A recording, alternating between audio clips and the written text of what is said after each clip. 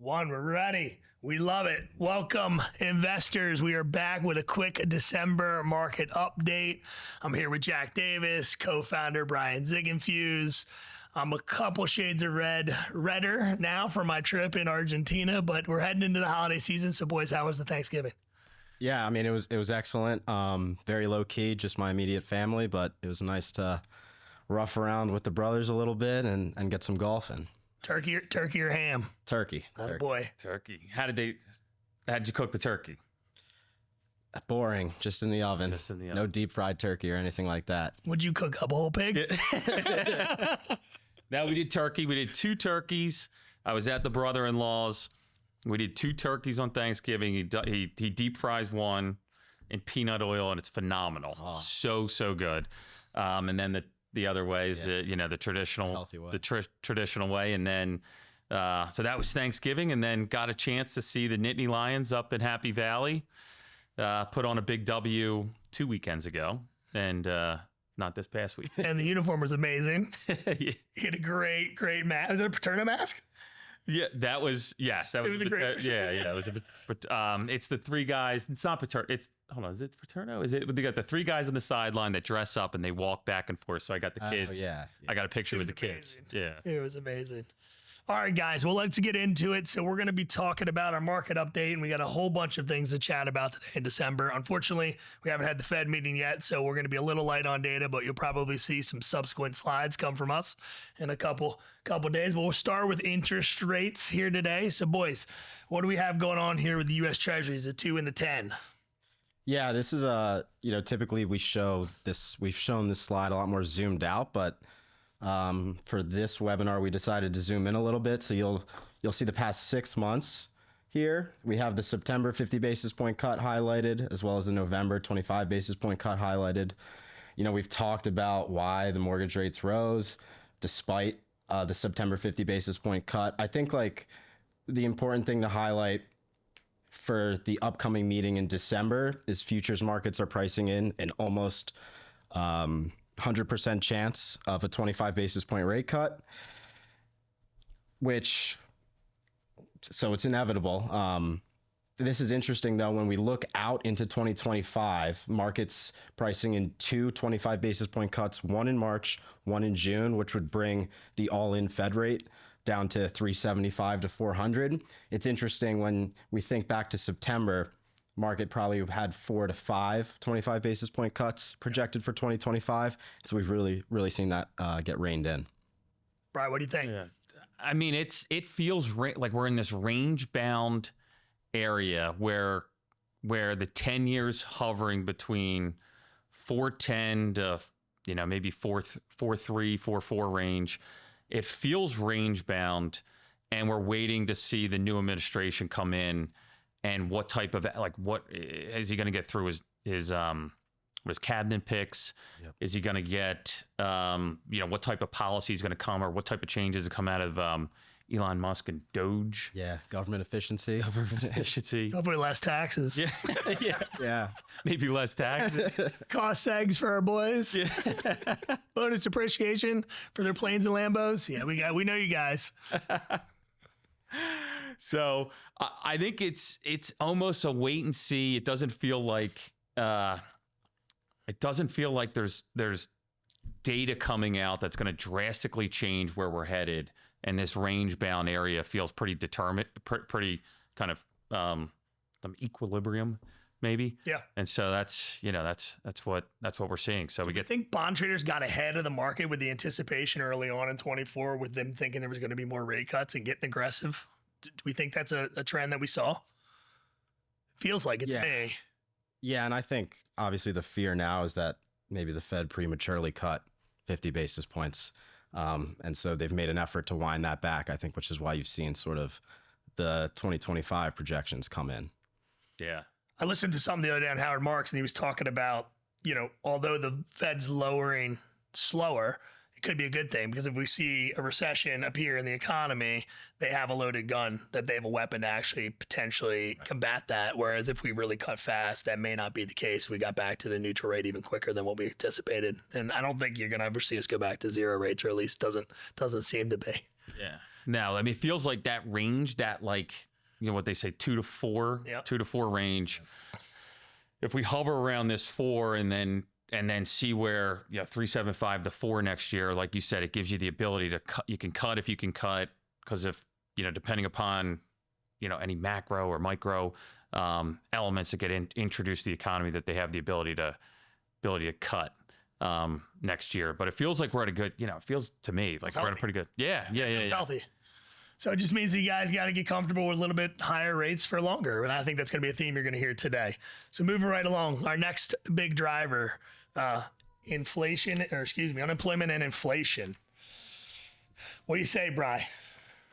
All right. So we had CPI came out, more boring. I feel like you had non-farm payroll and CPI, and I'm not going to steal any of Jack's thunder, what he's going to say, but it feels pretty, the market, there isn't any surprises with the underlying data. The CPI came out in line, which I don't think it just baked the cake for the 25 bips to go from 80s to 90% certainty kind of range, and it feels like we're in this equal footing kind of rate at this point. Equilibrium, JD. Yeah, I mean, unemployment came in line. It is a tick higher than where it was last month, but non-farm payrolls, like we added 227,000 jobs in November, up 191,000 from October. But that October print was somewhat controversial with the effects of sort of the storms that we saw. So yeah, labor market's still really strong. And like we talked about last time, if we're going to see rates come down, we're going to need to see softening in the labor market. And right now it doesn't look like that's coming. And I also, on top of that, I know we always talk about adding jobs. One of the things I listened to recently on Jay Parsons' podcast was he was talking about we're in the lowest fire rate in 25 years. And so we may not be adding as many jobs. We talked about where those jobs are coming from, largely government employees, right? Which may change with Doge, right? So we'll see what Doge does, but people are also not getting fired. So that's a continuation of why the labor market is so tight. Cool. I'd be interested to see how employment's going to react as construction slows down. We talk about the firing. Like, how's construction going to ripple through these areas? As I know we're going to talk about it a little bit later, but how that's going to ripple through some of these unemployment numbers as construction kind of new starts don't pick up. That, and if we do some of the deportation of immigrants, which also fuel a ton of the construction growth, like what does that actually do? Yeah, you saw that take effect in Florida when they were talking about the migrants, and then if they weren't on payroll, they were getting fined, and it really slowed construction growth. And so it'd be interesting to see. All right, cool. Moving right along. Rates, multifamily markets. I think we're going to start with some mortgage rates here, though. This is we're going to kick this one to Ziggy. He's our veteran mortgage guy. Oh, JD. JD's going to hit it. Let's go, JD. That's right. And so let me set the framework for this. I think it's important. So credit spreads, guys, have been historically low, right, for the last decade, right? Now you can have a nice total return with a little bit of spread and a really nice rate, right? So we talked about markets getting ahead of itself a little bit, but JD, I think touch a little bit on this spread between the 10 and where mortgage rates are with that in mind. Yeah. So to start, just so you guys have an idea, like what is the mortgage rate and like what is it comprised of? Really, any interest rate is a risk-free rate plus a risk premium. And so when we're thinking about 30-year mortgages, that risk-free rate is the 10-year U.S. Treasury. Yep. And then there's a risk premium component that you're adding onto it. And so the four key pieces of that risk premium is these four spots of risk we got: maturity, inflation, liquidity, and default. To just briefly explain what these are, I'll start at the bottom because I think the top's the most important. Default risk. This is very easy to understand. Like, you think about a junk bond versus a AAA bond, higher yield on the junk bond because there's a higher risk of default. Liquidity risk. Liquidity is how quickly can you convert something into cash. So I like to think of this as like your standard loan for a single family house, like very desirable. That's a very liquid asset. It's very easily tradable. That's going to have a lower interest rate than an interest rate on a 10 unit or an 8 unit. because it doesn't fit the box as much. You know, there's not as much demand for that product from the street. So that's sort of your liquidity risk component. Inflation, you guys know, pretty easy. Like if inflation's rising or expected to rise, you're going to see that reflected in higher interest rates. But this maturity risk piece is super important. So maturity risk is the risk that investors face of a prepayment. And so when we're looking at this 150 basis point to blowout of a 260 basis point spread, the biggest reason for that is this increase in prepayment risk. And I'll let Bryan, you want to jump in and talk about prepayment risk? Yeah, I mean, and so when we say that credit spreads blow out, that's when you go from some level, you go that 260 could go to 300 or it could come. And so credit spreads is this concept. And so you use this credit spreads across a whole month, like all the fixed income or most assets have they're benchmarked against some type of, in this case, free treasuries. But those components are spreads blowing out or spreads going wider, is that 260 going to 300. And so when you hear that in the from lenders like us, that hey, the 10-year might drop a few basis points, or a risk on trade is that they'll buy treasuries and sell other assets. And so that concept is widening of that spread. When we get into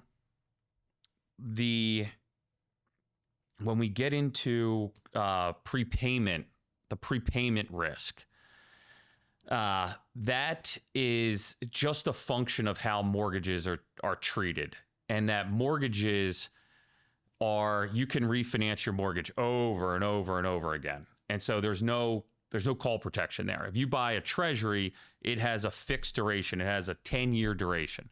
And so you're going to collect those payments every time over 10 years, no matter what interest rates do. Interest rates go higher, interest rates go lower. And so mortgages have the ability, so you're buying something we're showing a 10-year against a 10-year treasuries, but mortgages have a 30-year, they have the opportunity to go out to all the way to 30 years. Somebody could make that payment for 30 years. And so you have this thing called extension risk, which is the fact that if rates, that's what what happened in 2020 and 2021 is you had rates decline dramatically. Everybody's going into 2% and 3% mortgages. That mortgage is not 5 years. That thing is 25 years. It's going to be, who knows, but it's going to be a lot longer. And so that's that extension, that's that duration risk.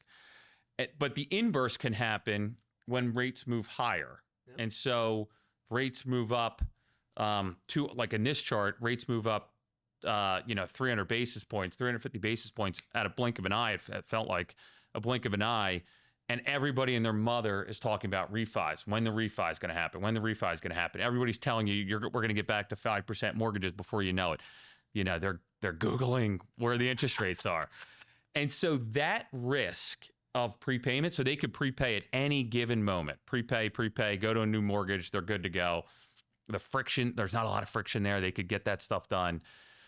That's what's driving this spread wider. So said differently, if a DSCR loan is 7.5 or 8 or 7, they're pricing a premium because it's a highly likelihood that they're going to refinance as the rates come down. Is that what we're saying? Get paid more up front because it's likely that they're going to because the duration risk, how long they're going to have that bond and that coupon of income is going to decrease. Right. Is that accurate?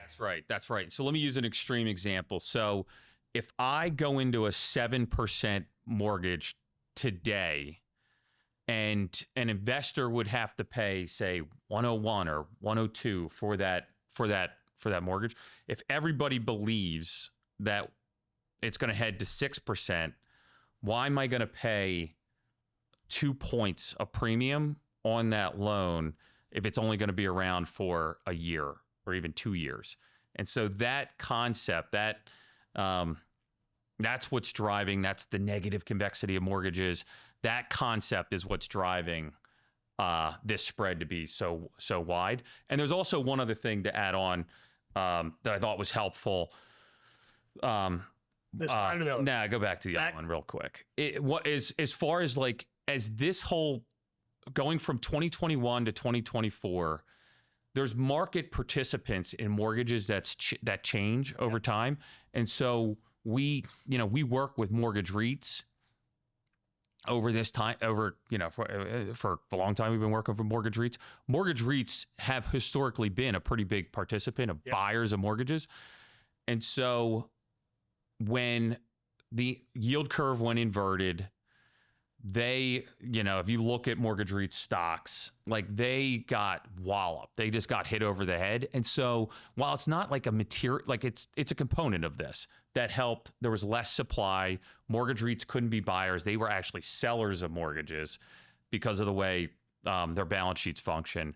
And so that's just one of the reasons that helped kind of blow out that spread. What did you say the max? What was it? Why did this thing get? Yeah, when we look at this, like historically, the peak spread was 290 basis points during the Great Recession. And so this 260 basis point spread we're at is substantial. Yep. Yeah. So it's also the first time, right? Bond investors have seen they can get large spread in addition to that income component, a rate that is actually juicy. And so because in the last decade they haven't been making much money, or it's been harder to, this is a feeding frenzy. So for all your investors, that's why they love these DSCR loans and why every lender in the country wants to give you a DSCR loan, because the street is hungry. Yeah. And they love that prepayment penalty. They love that PPP, that hedge. All right, so are we good on this slide? Yeah, we're good. All right, this bad boy is complex, but our bond trader here in the middle, he's going to give it a go. So Ziggy, what do you say? You guys add into it. All right. Our favorite. So negative convexity. And I was breaking Bryan's ball on the slides for all of our viewers. So I'm going to say it, and you guys, add into it. But folks like, so if you were to draw a line, so you got price on the up and down axis, and then you have yield on the bottom axis. And so this is meant to show the relationship between yield and price and the change of that relationship.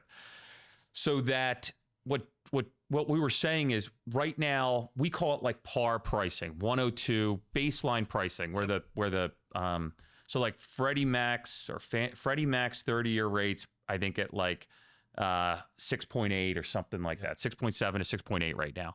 And so that's like what we call like par pricing. That's this middle line. Like if you were to draw a line through the center of this, that's the middle line. That's where we're at today. When things change, so tomorrow's going to change, the next day after, everything's going to change. That reason no one predicts mortgage rates. As the yields change,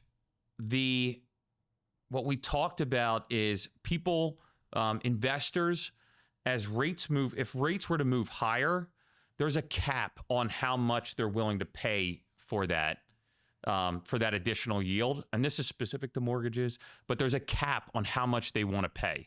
If you showed up, if the mortgage rate was, if all Freddie Mac mortgages were at 7% right now, and you showed up with a 9% mortgage, they're not going to pay. It's not like they're going to pay you like infinitely more, because they're like, well, that guy's going to pay off. They're going to prepay. Yeah. Yep. They're going to prepay pretty quickly. And so that's that top section is capping out on the price that people are willing to pay for that higher yield. So real quick. So what that means to our guys is markets are really efficient, right? And so when you shop around, most DSCR lenders are going to be within a quarter to 50 basis points max. There's not a ton there. So the relationship on who's going to close your loan matters, because markets are super efficient. So you can call 20 lenders, but he just explained to you why the pricing is not going to change that much. And so it's just a determination of how much money the lender needs to make to stay in business, what their capital stack looks like, and who the buyers are on the other side of that. Is that a fair statement, fellas? That's right. We see it all. He sees it all day long. And so, but the unique thing about this curve is what happens when it goes the other direction, and what that means for the investors. You want to take that? Yeah. So like the biggest thing for me on this curve, and like what I feel like is the most meaningful takeaway, is that all else equal, in rising rate environments, borrowers, right, you guys you'll feel the pain quicker. You'll feel your lending rate jump quicker than it would fall in a falling rate environment. So you get in a rising, all else equal, in a rising rate environment, you're going to get punished at a greater magnitude on your rate than you would get rewarded on your rate in a falling rate environment. And it's really the main takeaway. Yeah. That and that's why you see, if you were to look at where mortgages are trading, like the 2020 vintage of mortgages that were like 2.5, like I think they went at like 2%, 2.5% mortgages. I mean, that's why they're like, I mean, they're like stuffed away in places that no one wants to see, because if you have to report up to your financial institution, you don't want them. Those things are worth, they're like 80 cents on it. Like it's 80 cents on a dollar. Yeah. Right. It's crazy. That's in grandma's couch in a plastic bag. Right. All right. Any last points on the convexity? And guys, if you have questions about this, because this is a complex, just hit our capital markets desk up or your loan officer, and we can dive into this more. All right, so we're going to move right along. So we're going to talk a little bit about multifamily market. We obviously are 1 to 4 single family originator, but we do think it's a really interesting time and some really interesting market dynamics in multifamily. So to set that stage for the boys here, we had super high demand. We had high supply, and we had historically high demand, which is interesting, and we'll talk about why that is.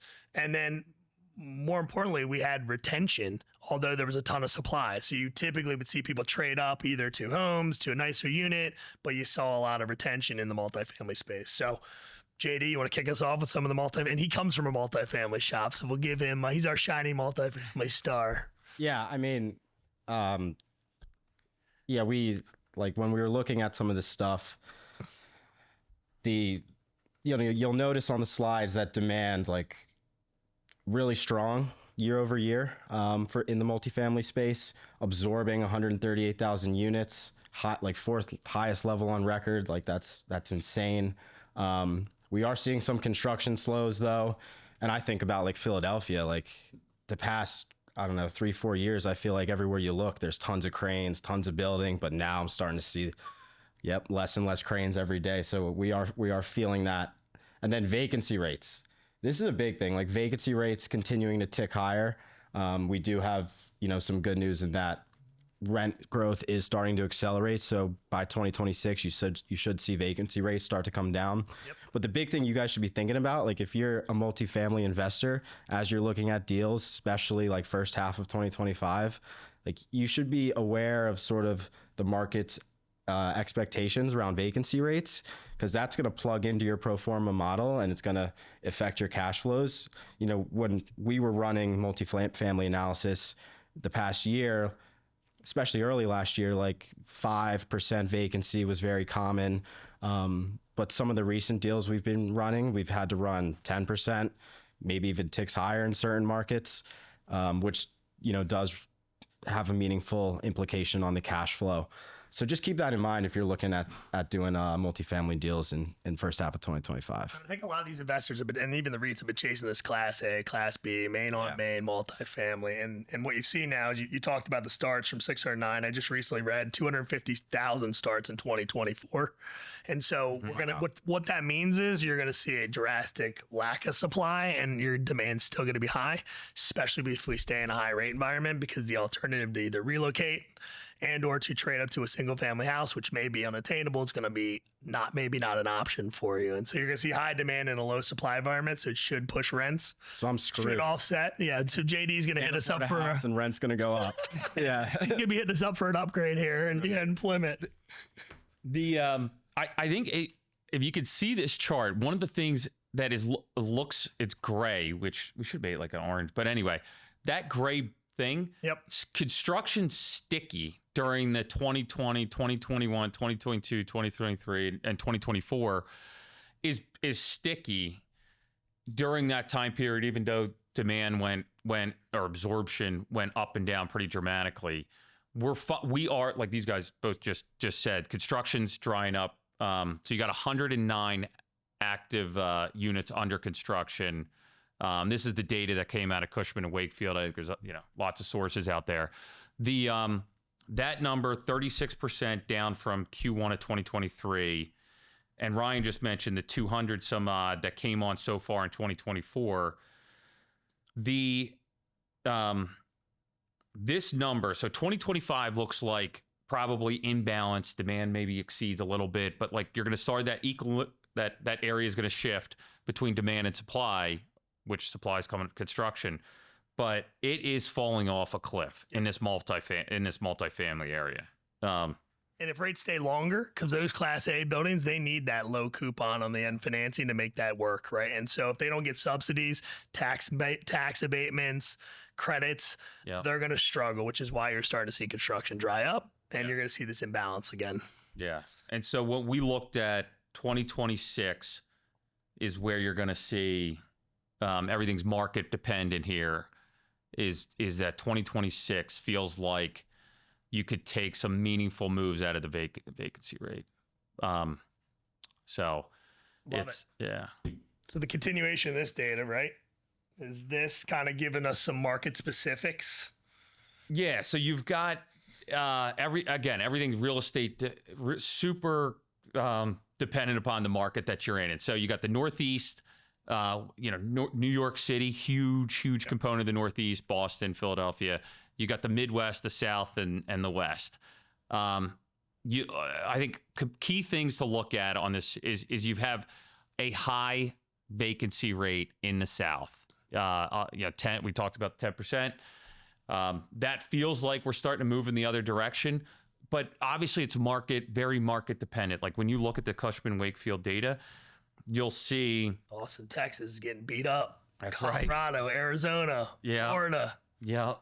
And so it's even like, so we were let out like Huntsville, like if you look at Huntsville, Alabama, somebody was telling us about Huntsville, Alabama, like that market still has pain to go through. And so while we say 2026 could be okay, Huntsville might have a longer timeline. Yeah. And so, but we think again, by 2026, we've got, we are by far not economists and have our own models. This is like back of the envelope kind of stuff. So definitely defer to maybe the Cushmans, the CBREs, but we do see, that vacancy dropping by a few points by the time you get to the end of 2026. Yep. And we think it's interesting overall, right? Because there's not a ton of liquidity for the multifamily in the private credit space today, right? And we do think that will be an asset class that the REITs have an appetite for and the investors have appetites for down the road. So I think it's important to pay attention to this. And we see a lot of deals, right? Guys that come through that are tertiary, and we're looking at all the supply coming on main, Class A, Class B, and we're like, how are these guys going to compete in these tertiary markets? Yeah, that's right. Right. And so I think that's something to pay attention to. If you're an investor and you're buying something way outside of a core market, you're going to have a hard time competing with the big multifamily operators. And I think the other interesting statistic about multifamily is it's largely a fragmented industry, and they're really calling for consolidation. So you're going to see the bigger get bigger, age-old story, right? And maybe the smaller having a hard time competing. Yeah. Just saw a national statistic on land too. We saw from Resi today, 66%, right? That the national home builders are buying all the lots up. And so your regional guys, your smaller guys, your mom and pop guys are going to have a harder and harder time. I think competing in the real estate space. It's here, boys. Get efficient because the markets are ripping. Yeah. And when you're presenting this, when you guys are like, I think just to hone in on what Jack said, and when you're presenting it, present different vacancy scenarios or less aggressive rent growth. Yep. Maybe stress test it. That's a good way to say it. And sensitivity test the interest rate at the end. It's not going to be 3.5, right? It's going to be like 5.5, 6.5, right? Like, be realistic about your expectations. Good point. All right, cool. So we're doing a fun round now. We're calling it the iFC predictions. So where will the 10-year treasury be on 12/1/2025? JD. Yeah.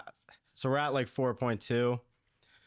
I'm going to say I'm hoping for somewhere around 4. But the big thing I'm hoping for is... Now, don't hedge your bets. We talked about... No, the 260 basis point spread. Yeah.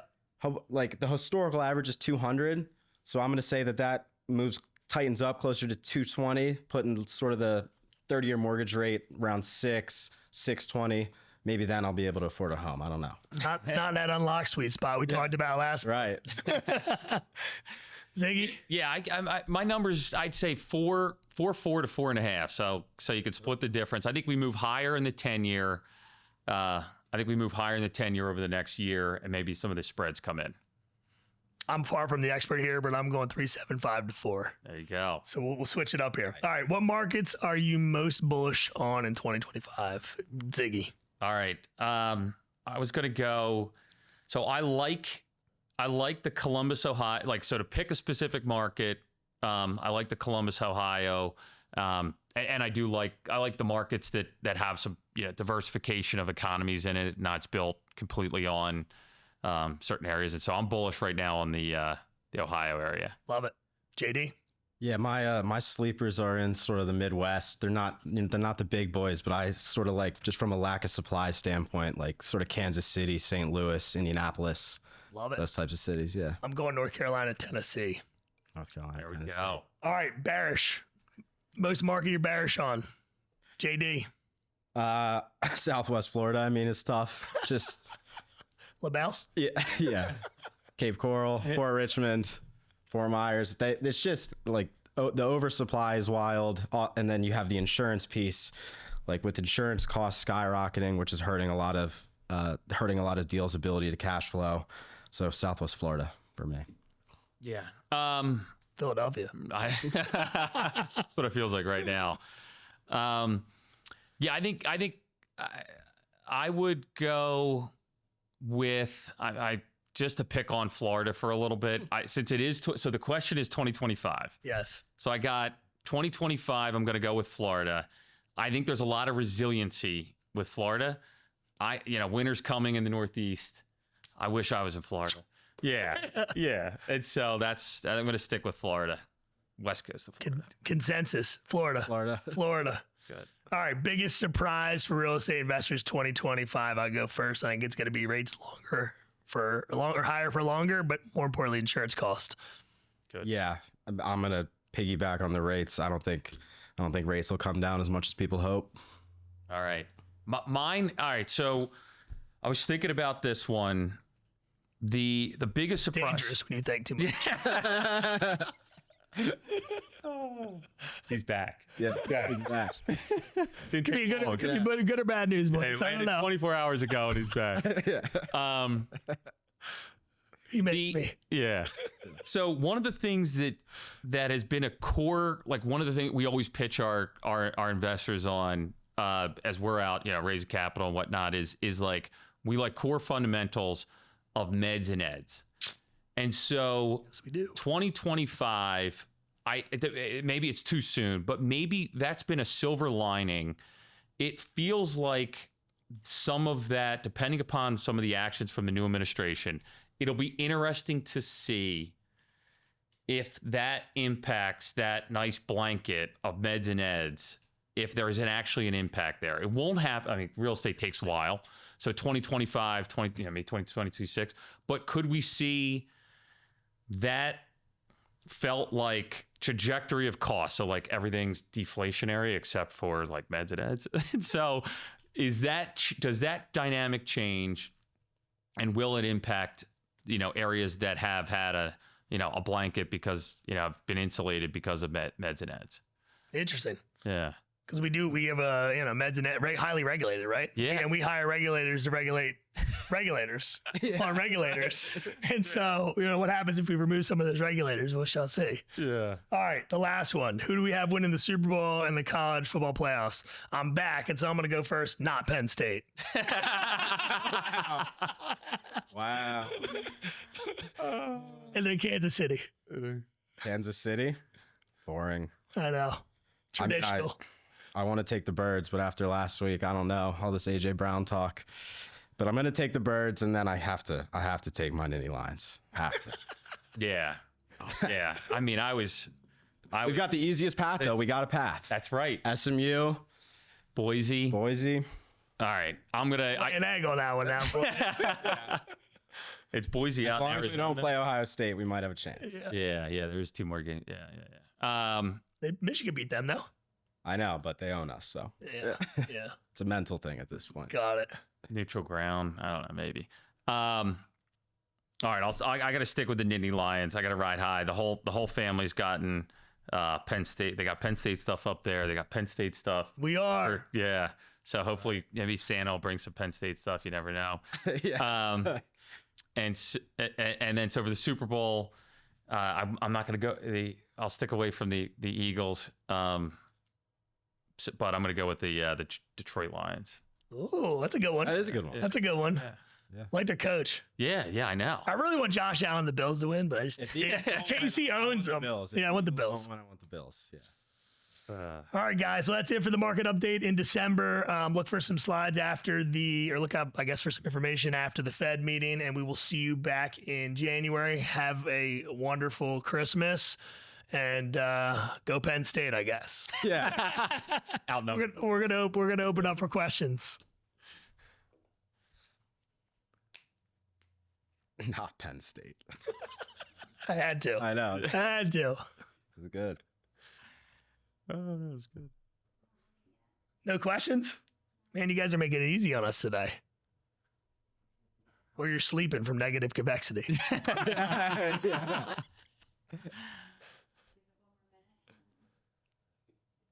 We need Kush. Where's Kush Daddy?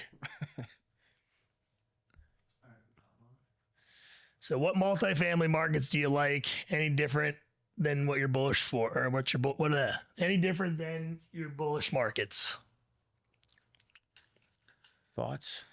I mean, I do like some of the areas that have so multifamily. I'd say the B-ish type of asset, meaning like the Class B asset, is what I like.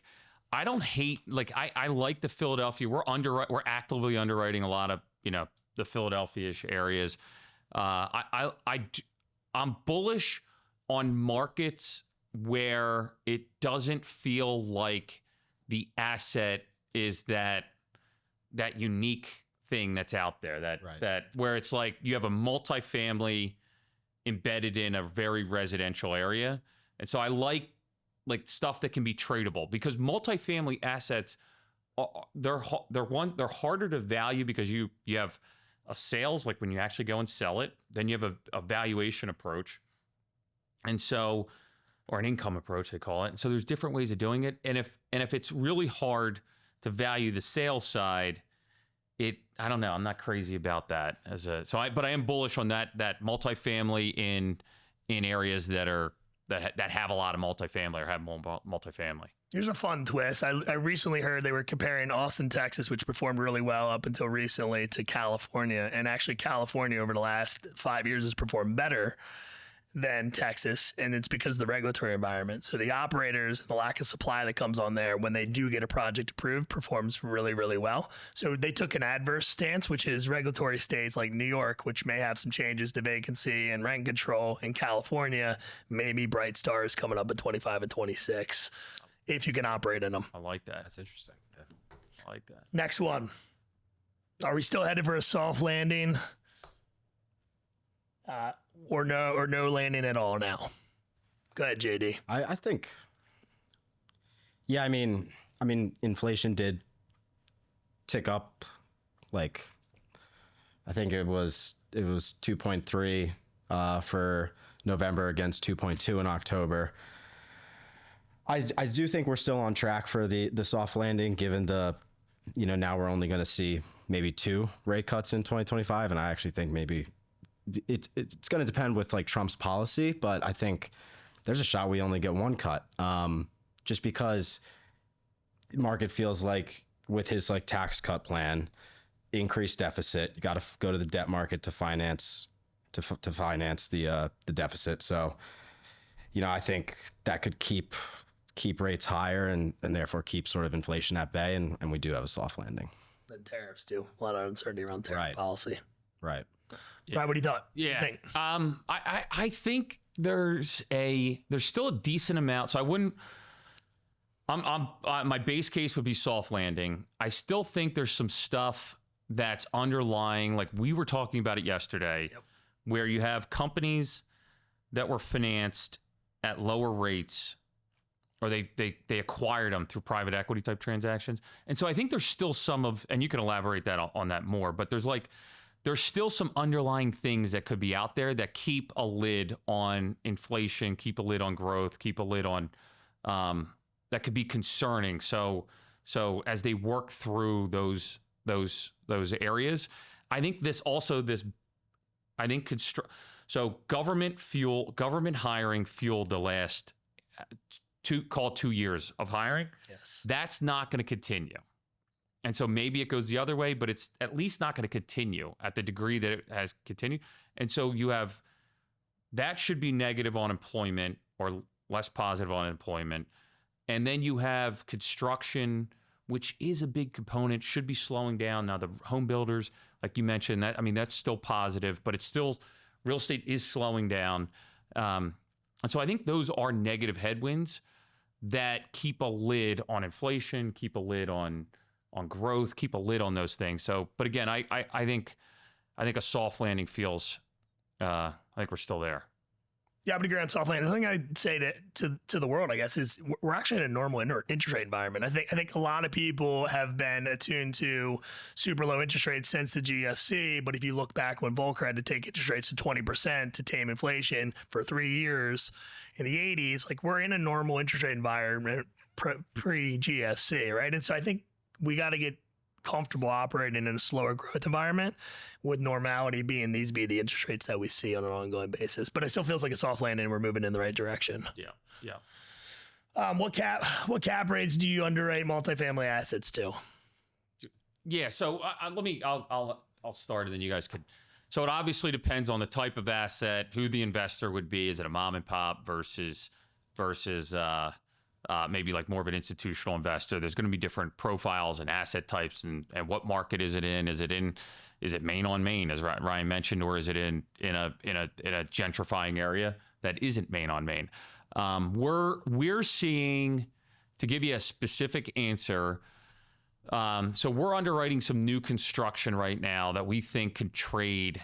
Like, before I answer where that would be. Right now, so no one would touch. So it feels like if you did development finance and multifamily and you were an equity investor and you were hoping to get an 18% return when you went into the deal, you're like, did you get your money back concept? I think like some of that's gotten wiped out. Are you actually getting your money back? Are you doing capital calls? Is the timeline went from 5 years to 25 years? And so... So there's that. So what happens there is like you wouldn't touch it if you went to raise capital now, and so you are having people come in for all the reasons we just went through. Why multifamily is probably going to be a pretty good asset. Yep. Is now you're going to have people come in, and now they're going to be, there's less competition, there's less trades, and so they are going to be back bidding. So you're going to have opportunistic capital that's going to come in, and they're going to go, I'll buy that, but you should expect opportunistic bids, I guess, at that point. We're seeing stuff, new construction in not Main on Main, but a little bit out of Main on Main, in the super high 6s to low 7 range from a cap rate. To give you some color, I don't know how that relates to how this, where you're looking, but like institutional capital is like a 7% cap rate is probably where they would trade it for brand new construction. JD, any thoughts? No, yeah, nothing to add. That's good. Awesome. What do you think insurance premiums rising will affect real estate values to come down, especially in markets like Florida? I'll take Florida real quick. Florida insurance premiums are driven by tort law, so Florida's actually responsible for like 70% of the tort claims for insurance companies in the entire United States. And so, yes, they have tort reform going on. DeSantis is running a charge on that, but they have to get that cleared up first before you think you're going to see insurance premiums come down in Florida specifically. And then in addition to that, you obviously have the natural disaster risk, but that's nominal as it relates to the tort law that's driving that. And then overall, I think insurance premiums are here to stay. And I think they're going to stay pretty high since the inflation shock, and I don't see that going anywhere anytime soon. You think it'll cause values to come down at all? I think it's going to hurt cash flow, and so therefore it's going to hurt your valuation for sure. Yeah, agree. Yeah, I think that's spot on. I think there's a big readjustment going in and what's a big readjustment going on in the insurance market. What makes you bearish about housing market in Southwest Florida in 2025? Tort law.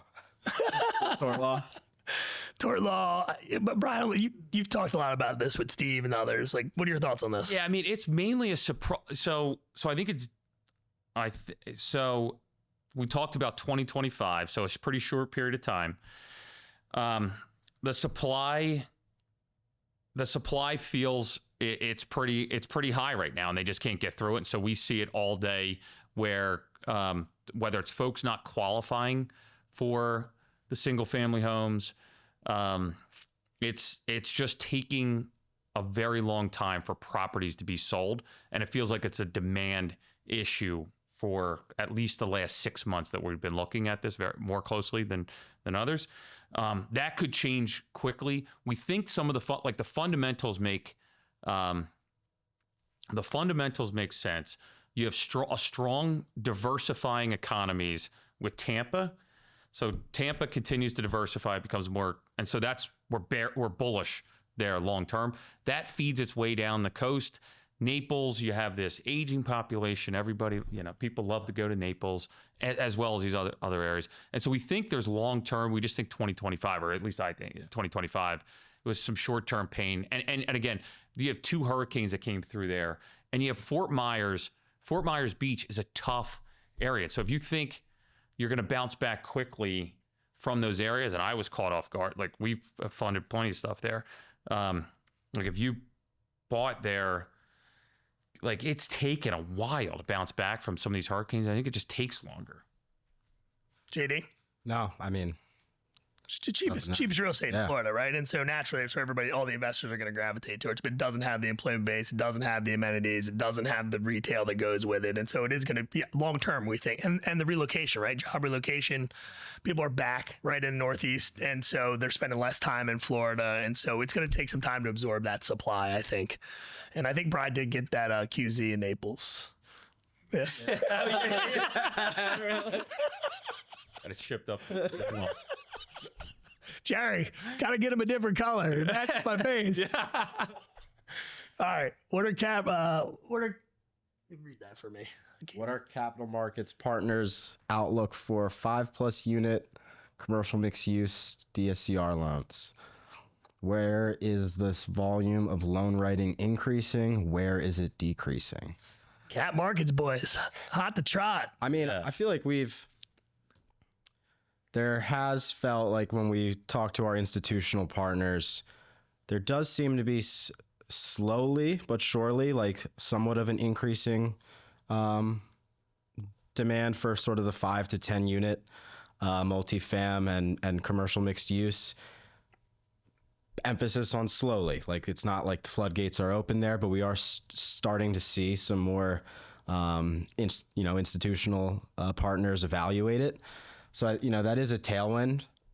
It is still sort of tough from like a pricing perspective. You're just gonna, going back to that like liquidity risk thing, because it's not as accepted on the street yet. You got to charge a higher rate for that. And right now that spread on, the spread from the 1 to 4 to the 5 to 10 is substantial. But in terms of like, where's the volume increasing and decreasing? I guess that might be specific markets. I don't really have a take there. Yeah, I mean, so I think the capital markets are evolving. So it is super slow when it comes to multifamily, because you could sell so remember, a lot of this feeds in from the securitizations. So it feeds in from the securitizations. And a 1 unit, you foreclose on a 1 unit property, a single family property. You can sell it. It's easy. You might take a discount, but you don't get slaughtered. The multifamily, there's less buyers. If you show up with an 8 unit, there's just less buyers. Like, we're not all buying 8 unit, and so there's just a smaller pool of buyers. And so that pricing, dispersion could be a lot greater. And so that's why, but I do think that as density laws, density permitting allow more and more of the ADU stuff, and people get more creative with their projects. The demand is there. I think you're seeing some decentral, like people, the mom and pops that are managing the properties. There's good property management reporting. There's good transparency into the assets. And so I think you're going to see more and more capital flowing into, the 5+ unit, the CMX kind of space. And so I would expect 2 years from now that, spreads are a little bit tighter towards our single family than they are today. Yeah, I don't think that. I think just so you guys have a lay of land, like the 1 to 4 units really liquid, a lot of buyers. The 5+ space is becoming more liquid, as Bryan and Jack alluded to. It's going to take time because unfortunately private credit kind of sits in between the credit desk and the real estate desk on their street, and those two kind of have to converge to kind of get more liquidity. And then we got to see the rating agencies not ding the securitizations for multifamily. And I think once you start to see that evolve, more liquidity is going to pour into the space. Yeah. I learned that from my capital markets boys over here. Yeah. All right, guys, I think that's it for today. Happy holidays, and we'll see you back in January. Yeah, happy holidays. Good.